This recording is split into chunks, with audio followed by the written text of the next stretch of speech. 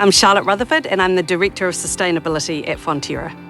In November 2023, we launched our climate roadmap, which detailed the co-op's commitment to a 1.5 degree future.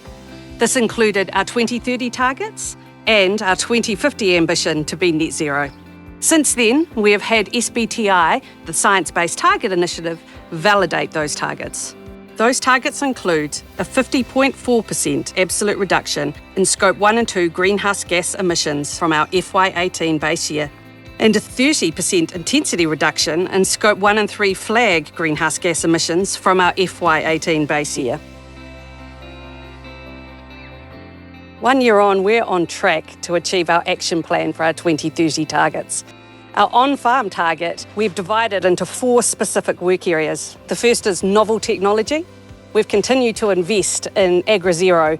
AgriZero has invested over $34 million in innovative technology that can help to reduce emissions for New Zealand pastoral dairy farming. Some of those investments include ruminant biotech and biolumic. Our next area is best practice farming. This is probably our biggest opportunity in terms of achieving emissions intensity reductions on farm. We've engaged with over 90% of our farmer shareholders, explaining the Fonterra targets to them, but most importantly, having a discussion with them about what it means for them and their farming business.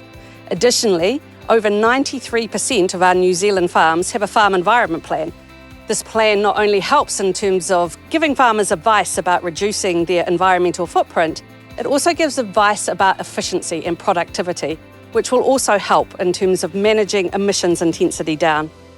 Our next area is working with nature and measuring carbon removals on our shareholders' farms. So we're using a combination of satellite imagery, aerial photography, and LiDAR data to measure woody vegetation and trees on individual farms that supply milk to us. We will then use that information to measure carbon sequestration on our farmers' individual farms annually. And finally, with land use change, emissions attributed to historic conversion of New Zealand land into dairy farming is expected to start showing reductions from the 2024-2025 farming season. So our on-farm target isn't the only one we've been working on. We've been also working hard on our Scope 1 and 2 emissions coming from our manufacturing sites. To date, we have reduced Scope 1 and 2 greenhouse gas emissions by 18.5% between FY18 and FY24. By the end of 2024, we will have achieved a 40% reduction in the number of New Zealand sites using coal from a FY18 base year. A recent example of this is the installation of our first electrode boiler at our Edendale site, which will reduce our emissions by 47,000 tonnes per year. We're proud of our progress in the last year, but there's more to do in the year to come.